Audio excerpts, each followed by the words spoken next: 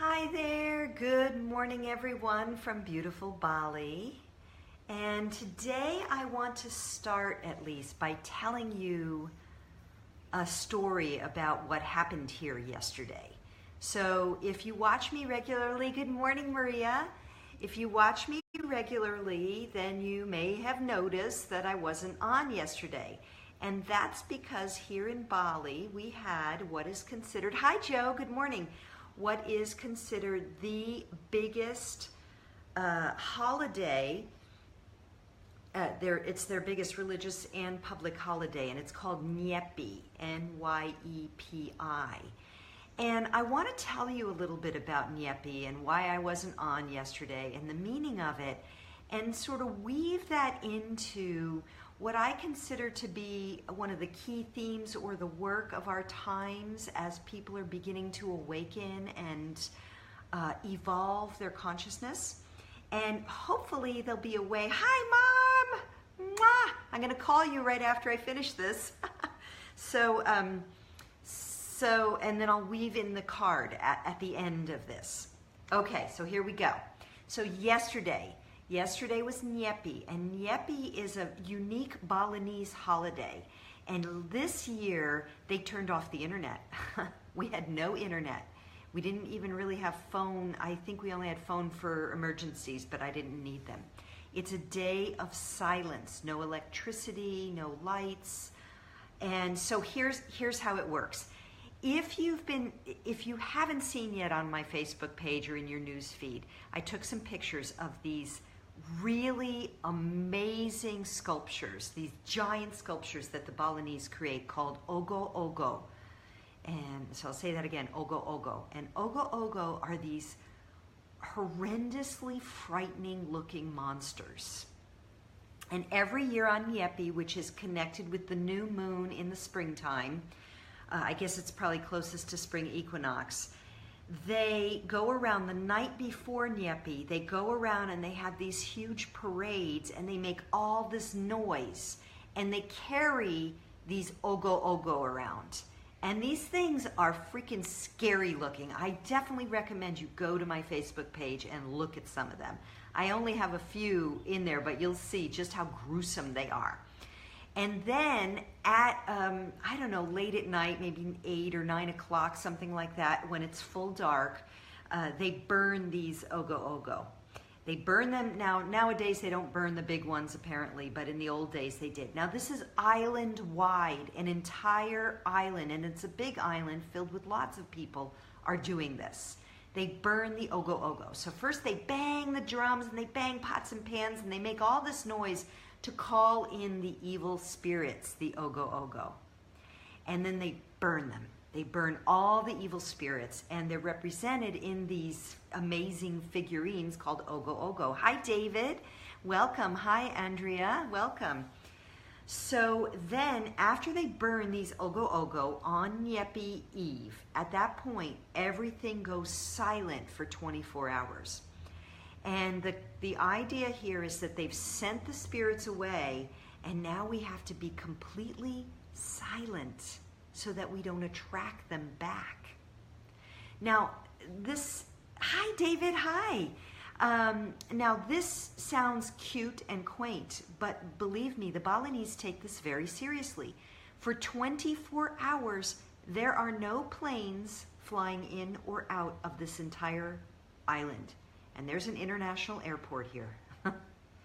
And for 24 hours, there are no cars, there are no motorcycles, people don't walk around the streets, there are no markets, there's no nothing. Anyone who works at a tourist hotel has to sleep over at that hotel the night before, and I think maybe possibly the night after. So for 24 hours, nothing, silence. So, you know, you could have little chit chat with your family and stuff, but basically it's a day of meditation and prayer as you send the spirits away. Okay, so that's really an interesting cultural thing, and I'm glad I went through it. I'm glad I experienced it. Because if you're a tourist here, it would be easy to go, oh my God, there's no internet for a whole day and I can't drive anywhere. But I really looked at the spiritual component. Now for the Balinese, I know a little bit about Balinese culture, but obviously I'm not Balinese and I haven't studied or lived here long enough to say for sure. But, you know, obviously it's a cultural thing, but it's a spiritual thing. They're a very spiritual culture. And it is, wow, it is very awesome, David. It's a very amazing experience, especially when you see these Ogoh Ogoh pictures on my Facebook page, or you look them up. So, but now I want to tie this into the bigger theme of what's going on planet Earth as we begin our conscious evolution to the next level of humanity and what that means. So, many people who begin to awaken and they get tuned into spiritual teachers or spiritual practices like meditation, or they go to a New Age church, or they explore some different teachers and things, and they start to get this big vision and hope and possibility of what's possible. And it's uplifting, it's joyful, it's wonderful. And then they begin their spiritual journey, and all of a sudden the shit hits the proverbial fan. The proverbial shit hits the proverbial fan. So all of a sudden things start going wonky. And the vision that they had for some great new adventure, or somewhere they're going to move to, or a business they're going to create, or a new job, or new relationship, things start breaking down. And it can be very disheartening and disconcerting, because it's very easy to go, now wait a minute, I thought I was listening to my intuitive guidance for once. I thought I was breaking free of the old conditioning and doing something new and following my higher purpose. Why is everything going to hell in a handbasket? What is going on? And so that's how I want to weave this in with this Nyepi and the Ogoh Ogoh.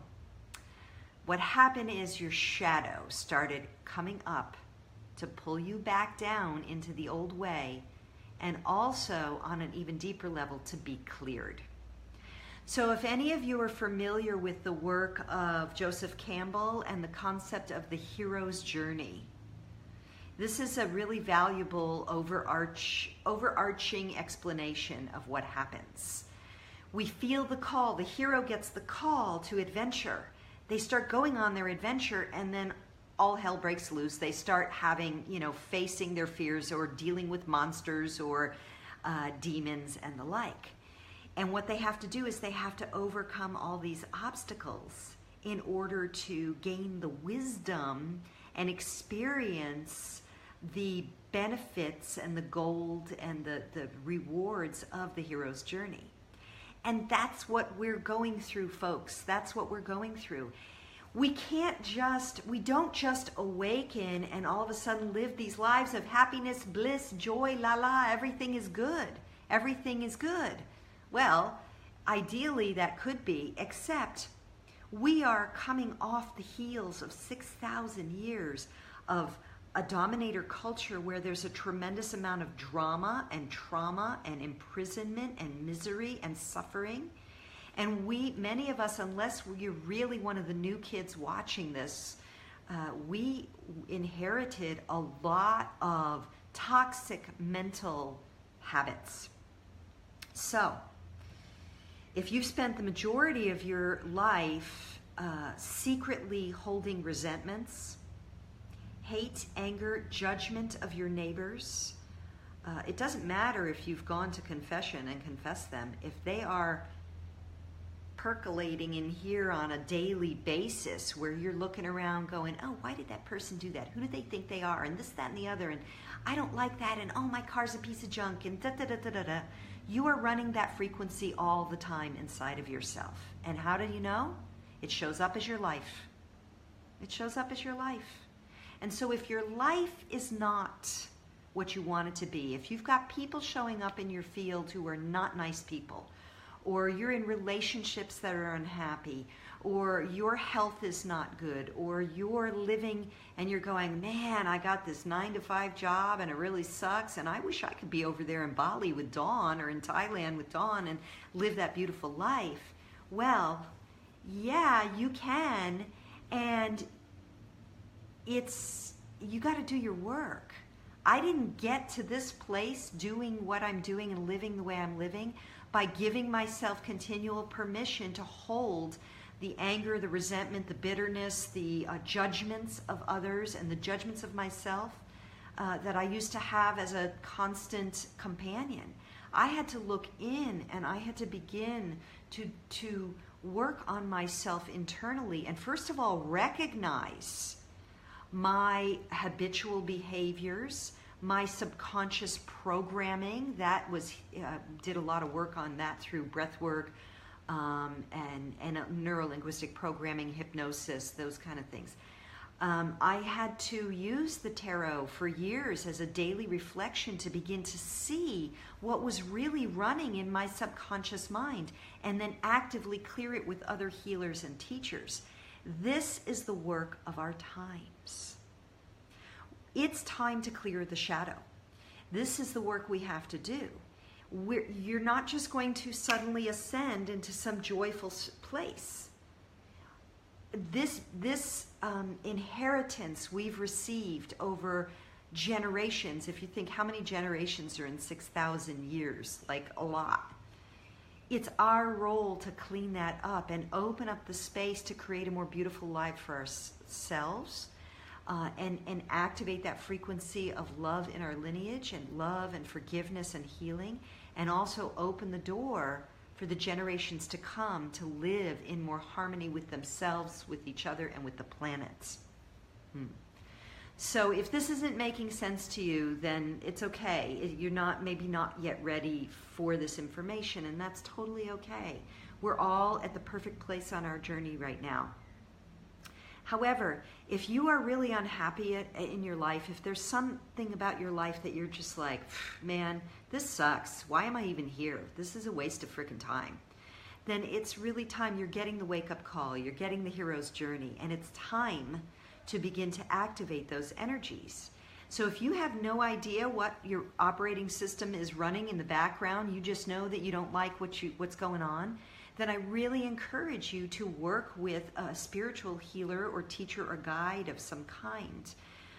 Going to the doctors and getting medicated, you know, you got to consult with your physician, because I'm not a doctor and all that, but medicating your pain is not necessarily going to solve the problem.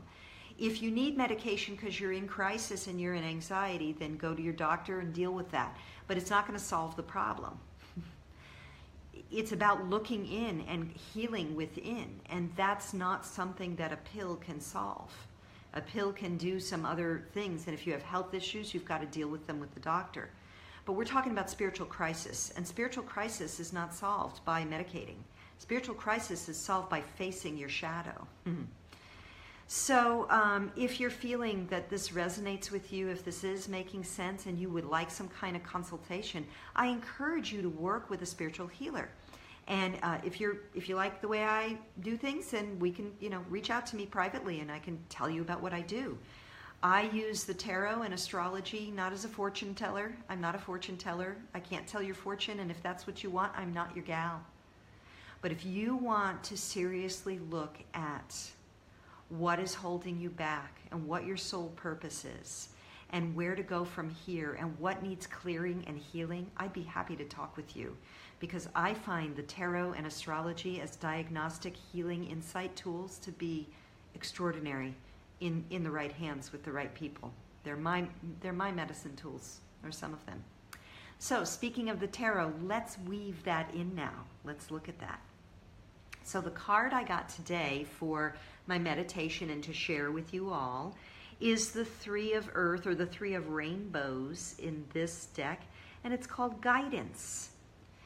And I'm really getting a whole new layer now as I share this. So at first I thought, well, follow your rainbow guidance, follow the guidance, your intuitive guidance. But I'm really getting now, it's like, if you're suffering, get guidance. Get guidance from someone you relate to. Get guidance from someone that you really feel is authentically living in integrity. Not someone who just knows how to sell really well and promises you the moon and gives you, a step ladder with 4 steps on it. So, I really want to share the importance of these times. There's 3 ways to deal with the shadow. One is to ignore it or medicate it. And that will only get you so far, because there's only so long you can hold the beach ball under the water before it explodes.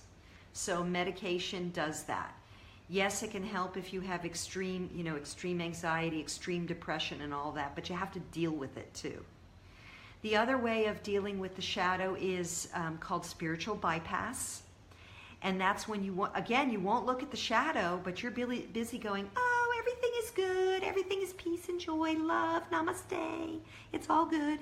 And then secretly in the back of your mind, you're busy judging everybody and yourself in particular. Oh, look at that bitch wearing her little yoga pants thinking she's so hot. Like that kind of stuff. That ugly stuff that's secret back here. Those are the Ogoh Ogohs of our mind. And we have to look at them and look at their scary, ugly face in the mirror and own it. And then release them with love. And then choose a new path. This is really important. One of the ways that I see the ugly Ogoh Ogoh shadow is in the world of the wealth coaches and the money coaches. And I've worked with a lot of them as a professional copywriter and marketer. And boy, I can tell you from the inside, it's a different story. Some of them are some of the greediest, most scarcity conscious people I have ever seen in my life. And these are millionaires, multimillionaires, some of them. The greed and the rapaciousness and the building of marketing machines to sell you a piece of turd on a piece of toast just to make money. Promising the world with great information, but they only ever take you so far. Why? Because they're not looking at their own ugly self in the mirror. And they're not healing and clearing and forgiving and accepting that part of themselves. The fear that drives these Ogoh Ogohs within. And so they can't ever release and be free from them, and they constantly do the same energy. So whether you're running programs of scarcity, whether you're running, this is when I say running programs, I mean your internal subconscious programming. Whether you're running it about I'm unlovable, whether you're running it about I can't be healthy, these are the big three: money, love, and health. It doesn't matter, because what matters is that we have to activate self-love, but we have to look those ugly Ogoh Ogohs in the face first. And we have to own them and bless them and transmute them and send them back. So if your life right now is not the way you want it to be, there is a possibility of change. And it comes with doing shadow work first. And then, of course, forgiveness and forgiveness practice, which I share on a lot of my videos. I've already talked a lot here, given you a lot of information, so you'll have to go look at some of those other ones for that. And getting guidance, get guidance. There are light workers in abundance who have actually done their shadow work, who are at the ready to help you. And we charge money too, by the way, because we need to be taken care of. But we won't charge an arm and a leg, and we won't harm you in our service. So how do you figure out who they are? Well, first of all, who's showing up in your field, and then listen within. Who am I resonating with? Who am I resonating with? And then offer fair exchange. You know, get your guidance, but you have to not just ask for handouts. It's an exchange of energy, just like the breath. Exhaling, inhaling, exhaling, inhaling. We need both. So definitely if this has meaning to you, if any of this has meaning to you, I ask that you share a relevant comment below, and thank you to those of you who are sharing them. Maria, Joe, David, thank you. Anyone else who's been sharing that I haven't seen yet come through. If you relate to what I'm saying and you find it of value, share this with others who you think may find value here. And if you really like what I'm doing and you're curious about what else I do, I have many ways that I work with people. I work mostly with women, but brothers, I work with men too. So have a look at my website that I'll link above, and you can explore a little bit in some free time and see what kind of services I offer. And anyway, I think that's it for now. I do offer shadow self-integration, Joe. I don't call it that, but I do a lot of work. I use NLP, hypnosis, ceremony, tarot, astrology, and I have some extraordinary VIP packages where you get a 2.5-day intensive healing work with me in sacred space. So that's one of the things I do. So I'm happy to talk with you about that. And maybe we'll have to meet in Thailand next year for that. We'll see. Or Sedona. So, okay, with that, for those of you who were on at the beginning of the call, I'm going to sign off here because it's time for me to call my mom and dad and talk to them. So I wish you bright blessings until tomorrow. And with much love, I offer this to you. May you follow your inner guidance, receive the guidance and support you need, and face your inner Ogoh Ogohs so that you can live the bright, beautiful life you were meant to live. With much love. Mwah! Until tomorrow.